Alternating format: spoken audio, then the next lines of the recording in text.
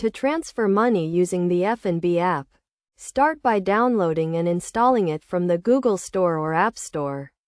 Once installed, log in with your account number and password.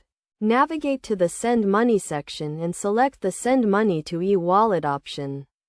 From there, choose the account you want to transfer from and the recipient's account. Enter the payee's cell phone number and the amount you wish to transfer. Then review the transaction details, including the recipient's cell phone number and the transfer amount, to ensure they are correct. After verifying the details, click Send to complete the transfer. Upon processing, you will receive a confirmation message.